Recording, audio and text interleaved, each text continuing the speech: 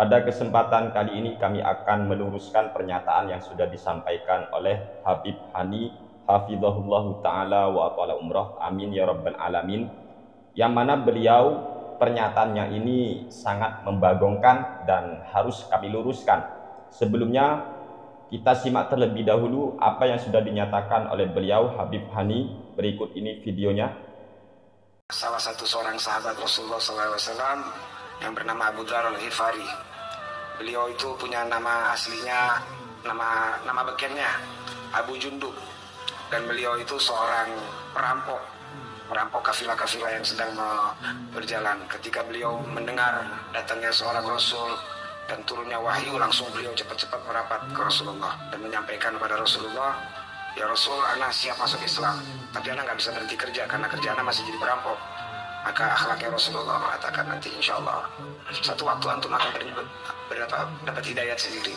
Yang penting aku kasih wasiat, 7 wasiat ini kau jalankan, insya Allah kau selamat dunia dan akhirat." Wasiat yang pertamanya adalah cintailah orang miskin. Wasiat keduanya, perhatikanlah orang-orang yang ekonominya di bawah. Yang ketiga, jangan pernah putus silaturahmi. Yang keempat, banyak-banyak membaca la haula wala quwata illa billah. Yang kelima, katakan kebenaran walaupun pahit ke dalam dan pahit keluar. Dan keenam, jangan pernah bangga dengan pujian dan jangan pernah sedih dengan cacian. Dan yang terakhir, jangan pernah mengemis. Jadi secara langsung Rasulullah meridhoi kerjaan merampoknya walaupun itu tidak dihalalkan, namun lebih afdol merampok dibanding mengemis. Lebih afdol merampok dibanding mengemis. Di dalam video tersebut jelas sekali Habib Hani mengatakan ketika beliau bercerita tentang bagaimana sahabat Nabi yang bernama Abu Dzarin radhiyallahu taala anhu. Beliau katanya sebelum masuk Islam itu kan memang seorang perampok. Jadi Abu Dzarin sebelum beliau masuk Islam itu seorang perampok. Tapi setelah beliau mendengar ada kabar bahwa seorang Rasul telah datang, akhirnya beliau menemui Nabi kita Muhammad Shallallahu Alaihi Wasallam dan akhirnya menyatakan diri untuk memeluk agama Islam. Begitulah sahabat Abu Dzarin Al-Ghifari radhiyallahu taala anhu.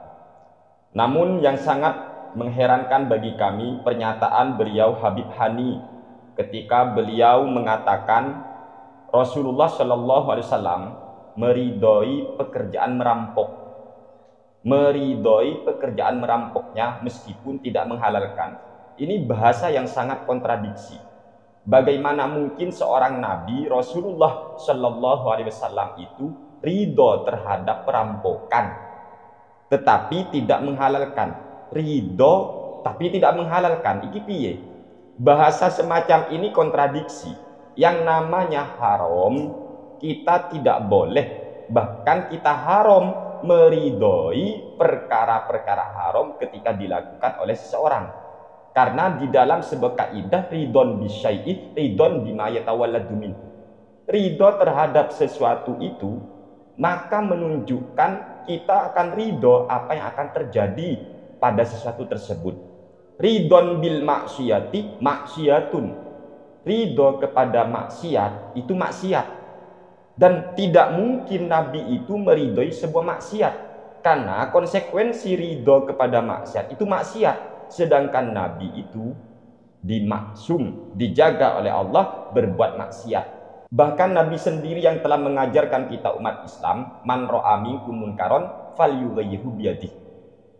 Orang yang melihat, siapapun yang melihat kemungkaran, maka rubah dengan biyadihi. Kalau tidak mampu, maka dengan lisan. Kalau sudah tidak mampu, maka ingkar bil qalbi.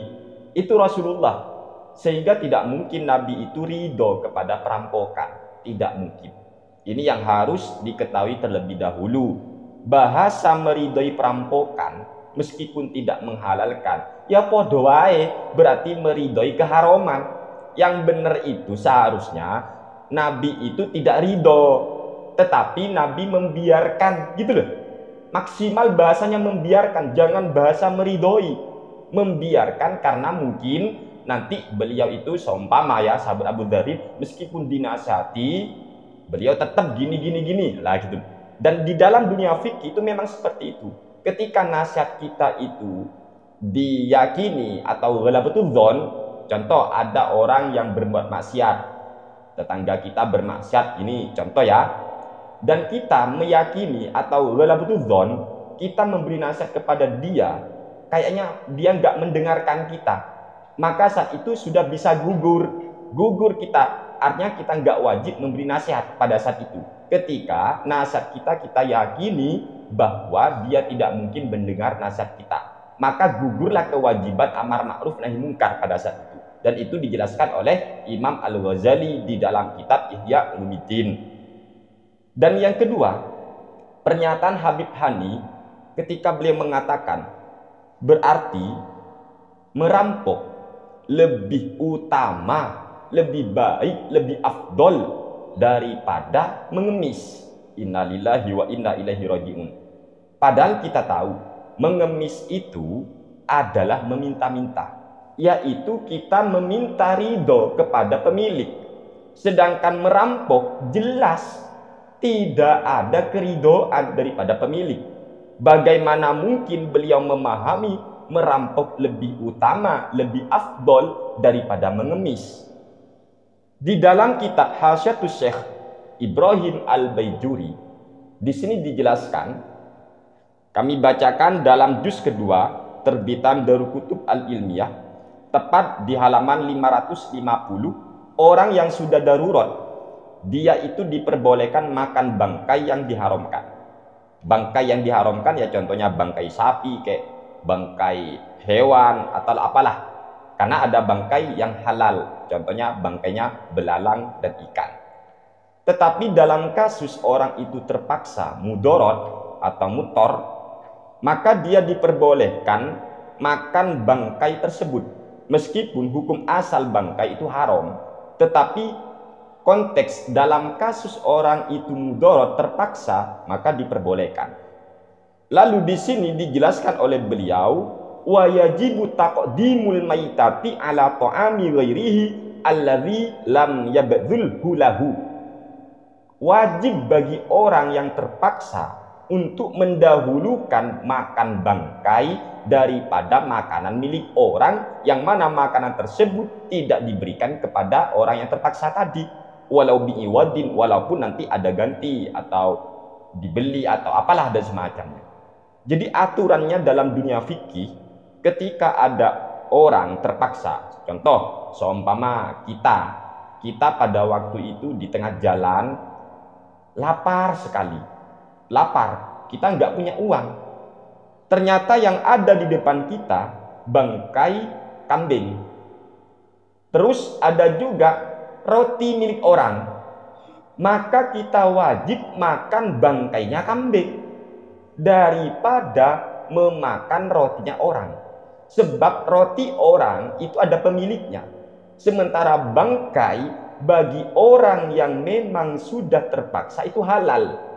Maka tidak boleh mendahulukan makan barang haram daripada yang halal. Artinya gini, bangkai memang asalnya itu haram, tetapi bagi orang yang terpaksa itu boleh, halal. Sehingga kalau masih ada bangkai yang sudah dihalalkan bagi orang yang terpaksa, dia wajib makan bangkai yang statusnya halal daripada mencuri milik orang. Maka sangat tidak benar dan jauh dari kebenaran ketika Habib Hani mengatakan bahwasanya merampok atau mencuri secara paksa lebih utama daripada mengemis. Mengemis itu hukumnya masih dipilah dan dirinci oleh para ulama. Kalau memang terpaksa ya monggo mengemis, tapi tolong jangan menjadikan pekerjaan mengemis untuk memperkaya diri, karena itu dilarang di dalam agama Islam. Bahkan di dalam Al-Quran dijelaskan kan, wa ammasaila fala tanhar, orang yang meminta kamu jangan hardi, ya jangan hardi. Artinya meminta itu tidak 100% haram, lihat dulu kondisinya. Tapi kalau merampok, wow, ini bahaya. Oleh sebab itu, orang yang meminta-minta, cara taubatnya gimana? Kalau memang haram meminta-minta, cara taubatnya istighfar ke Allah. Tapi kalau sampian ngerampok, Cara taubatnya gimana? Gak cukup istighfar, tapi harus adanya istihlal. Minta halal, artinya tetap minta nanti. Minta ke orangnya untuk dihalalkan. Dan itu tetap minta-minta namanya. Paham ya? Artinya tidak benar kalau ada orang mengatakan merampok lebih utama, lebih afdol daripada kita mengemis. Na'udzubillahi min dzalik. Bahkan orang yang terpaksa saja, ini masalah makanan, nyawa ini nyawa. Ketika masih ada bangkai, kita haram ngambil milik orang. Padahal ini nyawa. Apalagi cuma masalah uang, ngerampok uang. Wah, ini ngawuri kira. Masa ngerampok lebih utama daripada meminta-minta atau mengemis? Wong di kitab itu dijelaskan wa yajibu taqdimul maitati ala ta'ami ghairihi alladzi lam yabdzulhu lahu walau bi'iwadin. Jadi kita harus mendahulukan bangkai dulu daripada kita ini mencuri milik orang. Dan ini sulit ya diterapkan oleh kita ya. Memang sulit, tetapi begitulah hukum Islam. Begitulah yang dijelaskan oleh para ulama. Berbeda halnya ketika kita itu seumpama kita mati kalau enggak makan, dan ternyata di depan kita memang enggak ada wis bangkai, enggak ada kecuali milik orang, maka baru saat itu boleh kita makan milik orang, tapi nanti wajib diganti, gitu loh. Artinya ya tetap enggak boleh mencuri, enggak boleh, kecuali nanti sudah istihlal, minta halalnya. Beda kasus kalau seperti itu, karena terpaksa. Andaikan kalau kita enggak makan, kita akan mati. Tapi kalau masih kuat, jangan mencuri, jangan ngerampok, apalagi ngerampok. Lebih bahaya lagi itu. Makanya dalam dunia fikih itu harus jelas dalam menghukumi. Dan sekali lagi, Nabi Muhammad SAW tidak mungkin dan tidak pernah meridhoi pekerjaan merampok. Tidak pernah. Mana mungkin seorang Nabi yang maksum, dijaga oleh Allah dari perbuatan dosa dan maksiat, meridhoi maksiat. Ingat, ridon bil maksiyah, maksiyah, meridhoi maksiat maka maksiat. Konsekuensinya orang yang mengatakan Nabi meridhoi pekerjaan merampok berarti dia sudah menuduh Rasulullah Shallallahu Alaihi Wasallam meridhoi perbuatan maksiat, dan itu kemaksiatan nanti yang dilakukan oleh Rasul. Na'udzubillahi min dzalik.